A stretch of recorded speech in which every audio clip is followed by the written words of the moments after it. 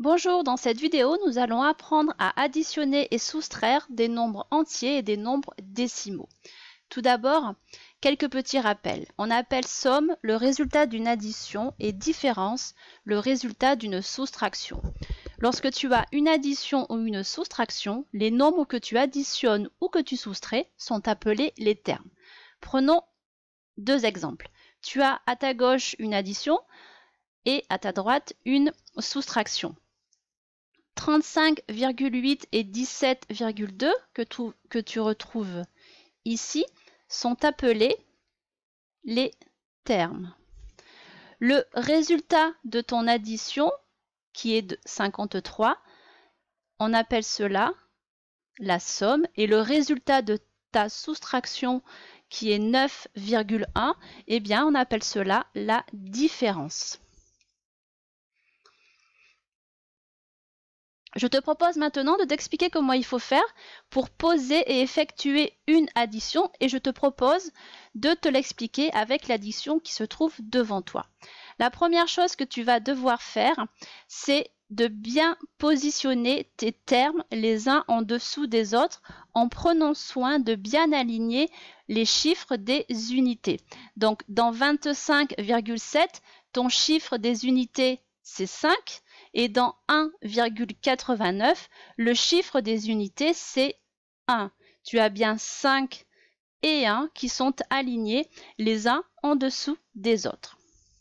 L'étape suivante sera, si tu le souhaites, de rajouter les zéros inutiles. Donc j'en ai rajouté un ici, j'aurais pu également en rajouter un ici.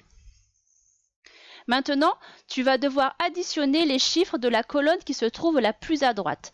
Donc, tu vas devoir additionner 0 plus 9, qui va te donner 9. Et puis, ensuite, tu vas devoir le faire pour les autres colonnes. Donc, tout d'abord, 7 plus 8. Alors, on va écrire ici. 7 plus 8, ça te fait 15. Donc, tu as bien ici notre 5. Et ce qu'il ne faut pas oublier, c'est de noter la retenue ici. Ensuite, on fait 1 plus 5 plus 2 qui te donne 7. Et enfin, 2 plus ici 0, notre fameux 0 inutile que nous n'avons pas écrit, qui va te donner 2. Et enfin, l'étape finale, c'est d'écrire ton résultat en ligne. Je vais maintenant t'expliquer comment faire pour effectuer une soustraction. Et je te propose de le faire avec la soustraction qui se trouve devant toi. J'ai déjà aligné les chiffres des unités et j'ai déjà placé mon 0 inutile. L'étape d'après sera de soustraire les chiffres de la colonne qui se trouve la plus à droite. Alors, si tu regardes, ça te ferait 0 moins 2. À ton niveau, ce n'est pas possible de réaliser la soustraction 0 moins 2. Donc, ce que tu vas devoir faire, c'est rajouter ici un chiffre 1 pour rajouter une dizaine, mais tu n'as le droit de faire cela que si ici tu fais 1 plus le 1 que tu auras déjà ici. Donc, tu te retrouves avec 10 moins 2 à réaliser, qui te fait bien 8 que nous avons noté ici. Tu vas devoir maintenant faire la même chose pour les autres colonnes. Alors, je vais tout te réexpliquer depuis le début.